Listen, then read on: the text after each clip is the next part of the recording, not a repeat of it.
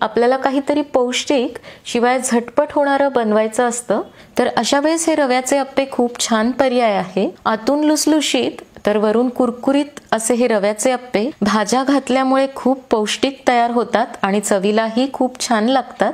आणि लागणारं सगळं साहित्य आपल्या घरात नेहमीच उपलब्ध असतं, त्यामुळे झटपट तयारही होतात. खोबऱ्याची चटणी किंवा शेंगदाण्याच्या चटणी सोबत खायला एकदम मस्त लागतात. किंवा चटणी करायला जमलंच नाही तर नुसत्या टोमॅटो सॉस सोबतही तुम्ही मुलांना खायला देऊ शकता.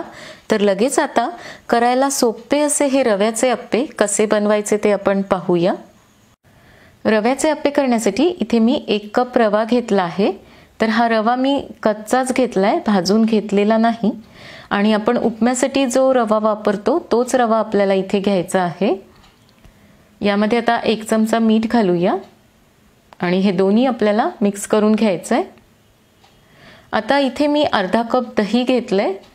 तर दही घातल्याने या अप्प्यांना चव छान येते, बाइंडिंगही छान होतं आणि शिवाय आपण हे इन्स्टंट अप्पे बनवतोय त्यामुळे पीठ थोडंसं फर्मेंट सुद्धा होतं. तर सगळं थोडंसं मिक्स करून घेतल्यानंतर आता यामध्ये पाणी घालायचं आहे. तर सुरुवातीला मी पाऊण कपच पाणी घातलेलं आहे, गरज पडली तर आपण नंतर घालूया. तर तुम्ही इथे पाहू शकता हे सगळं मी मिक्स करून घेतलंय, असं पीठ झालेलं आहे. तर हे असंच आता आपण एक 15 ते 20 मिनिट झाकून ठेवूया, म्हणजे हा जो रवा आहे तो छान भिजतो. रवा भिजतोय तोपर्यंत आपण थोड्याशा तेलावर भाज्या फ्राय करून घेऊया. तर एका कढईमध्ये मी 1 चमचा तेल घातलं आहे. तेल छान गरम झालं की यामध्ये 1 चमचा मोहरी घालायची आहे आणि मोहरी छान तडतडायला सुरुवात झाली की अगदी 2 चिमूटच हिंग घातला आहे. आता इथे मी 1 कांदा बारीक चिरून घेतलाय, तो घालूया आणि या कांद्याला थोडंसं परतून घ्यायचं आहे. फार आपल्याला तांबूस करायचं नाही, हलकासा रंग बदलेपर्यंतच परतायचं आहे. लगेच ही सिमला मिरची घालूया. 2 ते 3 हिरव्या मिरच्या घालायच्या आहेत आणि लगेच गाजर घालूया.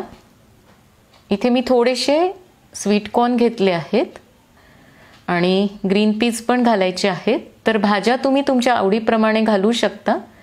हे सगळं आता आपण थोडंसं परतून घेऊया. तर 1 ते 2 मिनिटच आपल्याला परतायचं आहे, फार याला शिजून घ्यायचं नाही, यामध्ये करकरीतपणा ठेवायचा आहे. तर आता इथे आपल्या भाज्या परतून झाल्या आहेत. गॅस बंद करूया आणि हे खाली काढून थंड करून घ्यायचं आहे. आता आपण अप्प्यासोबत खाण्यासाठी चटणी बनवतोय, तर त्यासाठी इथे मी अर्धा कप ओलं खोबरं कट करून घेतलंय, 3 ते 4 हिरव्या मिरच्या, पाव इंच आलं, मूठभर कोथिंबीर पण धुवून घेतली आहे, 10 ते 12 कढीपत्त्याची पानं, चवीनुसार मीठ घालायचं आहे आणि अगदी थोडीशीच मी इथे साखर घेतली आहे. तर साखर घालणं ऑप्शनल आहे, तुम्हाला आवडत असेल तरच घाला. आणि आता पाणी घालून ही चटणी बारीक वाटून घ्यायची आहे. तर इथे मी चटणी बारीक वाटून घेतली आहे, एका बाउलमध्ये काढून घेऊया. ही चटणी तुम्ही आता अशीच खाऊ शकता, पण मी यावरून आज एक फोडणी घालणार आहे. तर त्यासाठी इथे मी तेल आणि मोहरीची एक फोडणी तयार करून घेतली आहे. तर आपलं तेल गरमच आहे. तर या छोट्या 2 लाल मिरच्या घालूया, थोड्याशा चमच्याने हलवून घ्यायच्या आहेत आणि ही फोडणी आता या चटणीवर घालूया. तर एकदम मस्त अशी ही आपली चटपटीत चटणी सुद्धा तयार आहे. पीठ भिजून पण आता 20 मिनिट झाली आहेत. तर आपला रवा पण छान भिजलेला आहे, तुम्ही इथे पाहू शकता, थोडासा फुगला पण आहे.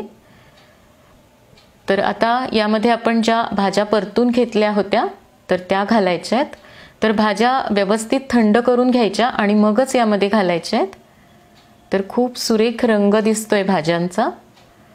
तुम्हाला यामध्ये आणखी इतर भाज्याही घालता येतील, बीन्स, पत्ताकोबी किंवा पनीरही घालता येईल. कोथिंबीर घालायची आहे आणि हे सगळं आता चमच्याने मिक्स करून घेऊया.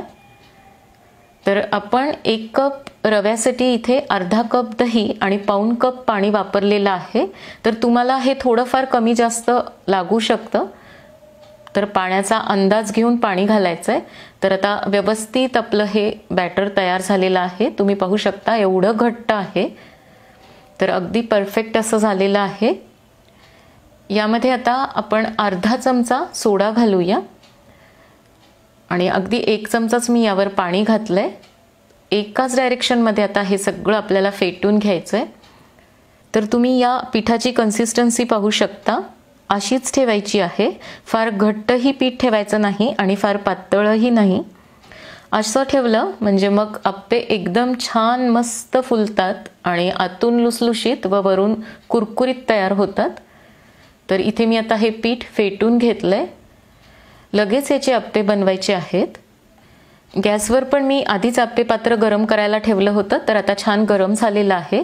यामध्ये थोडं थोडं तेल घालायचं आहे आणि आता गॅसची फ्लेम कमी ठेवायची आहे आणि यामध्ये हे मिश्रण घालूया.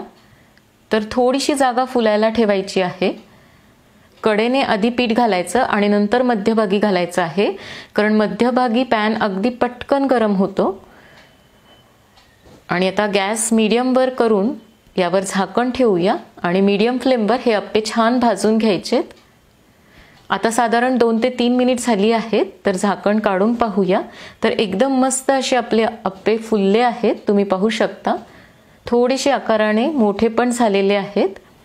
यावरून थोडंसं तेल सोडायचं आहे आणि आता हे पलटून घेऊया. तर खूप छान असे भाजल्या गेलेत आणि मस्त रंग आलेला आहे. तर पलटून घ्यायचेत आणि दोन्ही बाजूने आता छान असेच भाजून घ्यायचे आहेत. तर तुम्ही पाहू शकता खूप छान याला रंग आलाय, एकदम मस्त असे खरपूस भाजल्या गेलेत. तर सगळे आता काढून घेऊया. अशाच पद्धतीने आता उरलेले पण बनवून घ्यायचेत. तर या साच्यामध्ये आता आपण हे बॅटर घालून घेऊया आणि यावर सुद्धा झाकण ठेवून मीडियम फ्लेमवर हे आप्पे भाजून घ्यायचेत. आता साधारण 3 मिनिट झाली आहेत. तर या दुसऱ्या बॅचचे आप्पे सुद्धा तुम्ही पाहू शकता एकदम मस्त असे फुगले आहेत. तर पलटून घेऊया. खूप सुरेख असा ह्याला पण रंग आलाय. दोन्ही बाजूने हे पण छान खरपूस भाजून घ्यायचेत आणि मग काढून घेऊया. आपण घेतलेल्या साहित्यामध्ये असे 24 ते 25 आप्पे तयार होतात. तर माझं आप्पे पात्र हे 12 खाण्यांचं आहे. तर 2 बॅचेसमध्ये हे आप्पे तयार झालेत. तर एकदम मस्त असे आतून मऊ लुसलुशीत आणि वरून कुरकुरीत झालेत. खायला खूप छान लागतात. सोबत आपण खोबऱ्याची चटणी केली आहे किंवा तुम्ही शेंगदाण्याची चटणी सुद्धा बनवू शकता. आणि चटणी करायला जमलंच नाही तर नुसत्या सॉस सोबत सुद्धा खायला एकदम भारी लागतात. आजची रेसिपी आवडली तर लाईक, शेअर, कमेंट अवश्य करा आणि चॅनलवर नवीन असाल तर सबस्क्राईब करायला अजिबात विसरू नका. लवकरच भेटणार आहोत पुढच्या व्हिडिओमध्ये. तोपर्यंत मस्त खा आणि मस्त रहा.